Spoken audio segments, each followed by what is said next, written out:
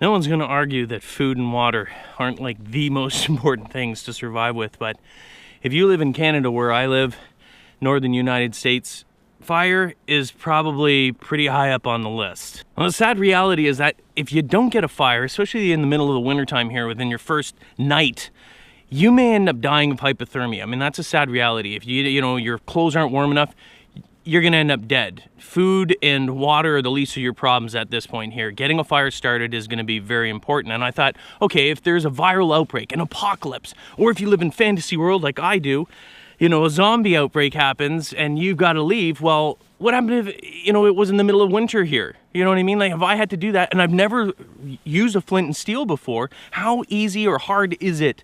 And that's sort of what I wanted to figure out and find out today. You know, you watch the survivalists or the bushcraft people and they make it look super easy. You know, it's like, oh, shave this off, put it on here, here's some tinder, spark, boom, fire. I'm like, oh, all right, seems pretty easy enough. I mean, I'm not an idiot, I can get it. You know, I understand the premise of it. So I headed out into my local forest here in London, Ontario, and I thought, all right, shouldn't be too hard. Scavenged around a little bit, and basically I went around and I found things that I thought would look like decent tinder. Some dry stuff, some fibrous stuff. There was bark all over the place. There was hard bark. There was bark with that fibrous sort of like stringy stuff in it. Collected that, some dried up vines and stuff like that. And I even looked in the wintertime, although you'd think it would be easy, but everything looks dead, you know? So I was looking for like one of the dead trees. In the summertime, it's actually easier to find them. You just go up, you see a dead tree, and chances are all the wood on that is already dried. In the wintertime, it does get actually dry very, very quickly because there's like low humidity. So I found a dry, dead tree, snapped off some branches for a little bit of kindling, and I thought, okay, I have enough. This should be good to start a fire. All right, so this is the stuff that I collected the other day.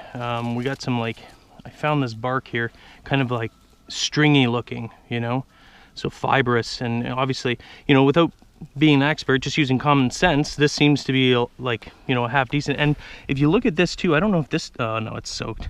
I was like, oh, look at this. There's some like the inside of the bark from termites and everything, but it's got some snow in there. Then we got some little sticks here. Oops, I just crammed all this stuff in here. I'll just like get it out because I have no idea. And there's the other bark. There's some other sort of harder bark, whatever. You can see the ants or termites in there. And this, I'm not exactly sure if this will actually work or not. This is, God, what's it called now again? I can't even remember the name. It'll come to me, it'll come to me. I know some of you already know what this is. I just spoke to someone about it this morning and I was like, oh man, this stuff, I don't know if you guys actually have this stuff, but anyway, I saw that normally it's really bright red, and you know, I came across like the fields of it, and normally it's bright red, but there were the odd one that was kind of more brownish like this, and I thought, well, if it's brownish, maybe, just maybe it's kind of dry inside, and maybe it'll light, you know, I don't know, I figured I'd give it a shot. I don't know much about it. Some more twigs. So I'm gonna try and actually make a little bit of a pile that I'm gonna be using for my tinder to start up. And this is what we're gonna be using is the magnesium. I brought a Swedish steel, fire steel or whatever, just in case, which I believe this is like flint with magnesium in it. It's a hotter spark, at least that's what I've learned from it. But you can see this one is unused, so this will be interesting. You know, you're supposed to get a dime size or quarter size amount of it as the magnesium strike or whatever, or a tinder, and then use it. So hopefully we're gonna see how easy it is to use this. So I'm gonna try and just break some of this stuff up, crumple it in my hands, like the leaves probably be really good. And then once I have an amount, I'll just put it right here and then we'll work on the magnesium. So I got all my stuff. I found what I thought was an ideal spot, and I prepared for a rude awakening, the realities of lighting a fire when you have zero experience. All right, so I'm gonna be using this, my multi-tool. The only other person I've ever in my life seen actually use one of these is my uncle who lives up north, and he's more of an, I mean, he built a log cabin by himself, so he kind of knows how to use this stuff. Oh, and I remembered what this stuff is called in the midst of preparing for this. This is called sumac. and it's native, I think, northern Africa and sort of temperate climates. A lot of the central to eastern North America, Canada and the US, and it's used actually as a spice. There's a poisonous version. This isn't the non-poisonous, obviously, or I wouldn't be handling it. It's like poison ivy. It would have, you know, it would blister up on me. So this stuff here, at least I hope. Ah! So this stuff was used in the native Indians before, obviously, the Europeans came here. They used to mix this with tobacco. I don't know if it gives it an aroma or something, but anyway, that's what it is, sumac. So I'm going to use this because this seemed to be, I don't know if you guys can see that. Hopefully you guys can. So I'm going to try and scrape some off here and see how, oh geez. And this is what I'm using to collect it, because with this here, you know, I think you can use like the back of your knife or something like that.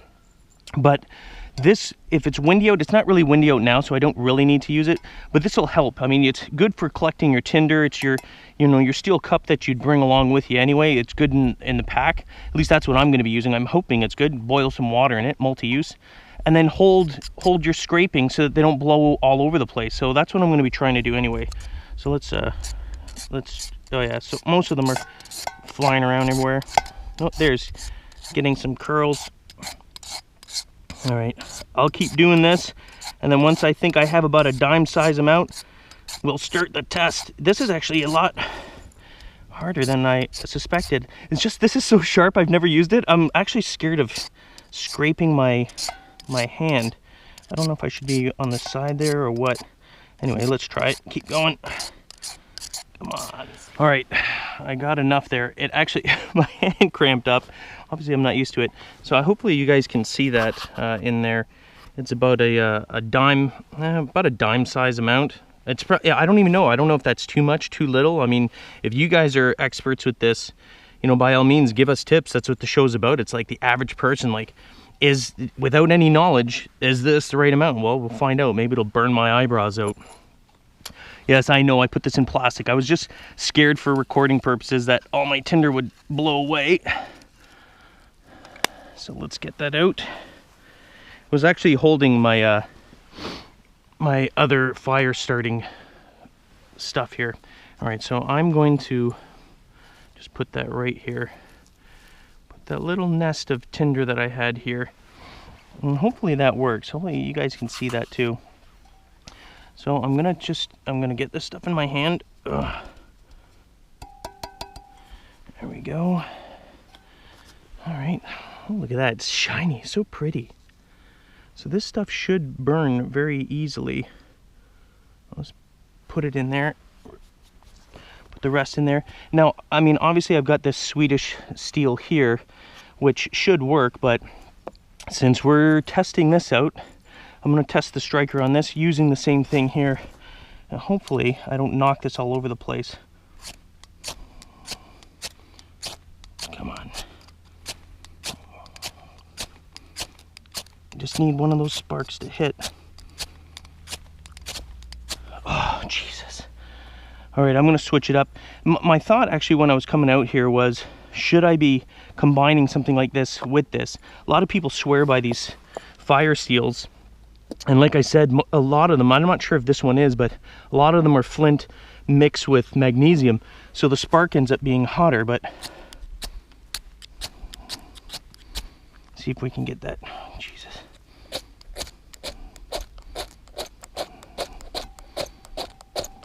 I think I lost all my, oh Jesus, it's all there. All right, after this first try, honestly, my hands, like my thumbs right here, were getting really, really sore from scraping it off. I mean, it's not something I do. I play video games all day. You know what I mean? This is what I do. That's what I do for a living on the other channel. So, you know, going out and doing, you know, I used to do it. I know it's shocking, but I actually used to be in the military. I used to actually be in the Air Force. I was a mechanic. These hands actually used to be strong, but they've been babied and softened from, you know, video games and sitting in offices for years. So that was a rude awakening as well. I was like, wow, I am not conditioned at all. Like, I could very well die out here. And it was so frustrating. It was frustrating not being able to do something with no experience and thinking, okay, if I was doing this and I had to do it or I was gonna die, I was actually getting very frustrated. I was starting to sweat, which is also not good. I wasn't even doing anything. Sweating in the cold, not the greatest thing to do. You don't want to be doing that. And I had to give it another shot, so I went back at it. Hands painful, but I started it again. Oh. Take two. Got some more here. Hopefully you guys can see that. You know what? From scraping this thing here, my thumbs are in pain. It's not something that I normally do. We're gonna try this one more time, and then I'm gonna give up, because I thought it was gonna be easy. I thought, like, magnesium, this is like cheating. And apparently, I'm not even gonna bother with the flint on there. I'm gonna try it with this. Come on. Yeah, that thing's annoying me.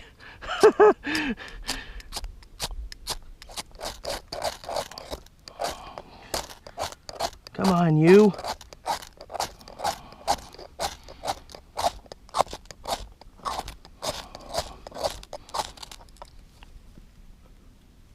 Oh, look at that. Oh shoot, I'm not even ready for this. I'm not even ready. Come on, keep burning, please keep burning. Although I have a suspicious feeling that it had nothing to do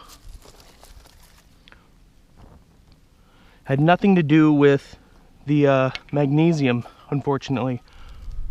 All right, after the second try there, it wasn't too bad. I did get a flame going, but and that's all I was really going for. The fact that I didn't have any of the other kindling ready to get the flame going, I wasn't gonna make a full fire. I just needed to know that I could make a flame, which I did, but I don't think it had anything to do with the magnesium, because as I was hitting it, it's flying all over the place. Magnesium's going through, and it was like nothing. I think it was just the sparks from that Swedish steel that ended up lighting it. So really, I'm not gonna give up on it. I'm gonna keep trying with the magnesium.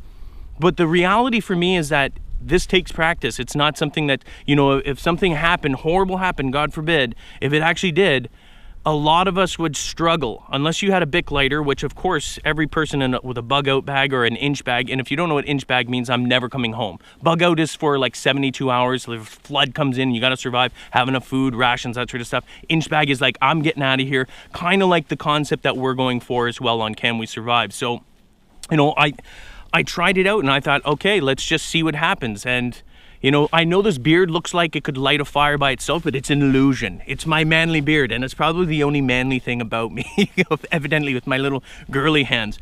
It was a learning experience. I'm not giving up. I'm gonna look into it. I'm gonna find something that works for me, something that works maybe for you as a normal person, an average person, not a bushcraft person, not a survivalist, just an average person like you or I. Because that magnesium was not easy, not for the first time. Maybe it gets easier, but it definitely, there's a learning curve, and knowing what kind of tinder to use as well. I mean, that's a learning curve. But anyway, I hope you guys enjoyed it. I had a lot of fun, frustrating, good learning experience.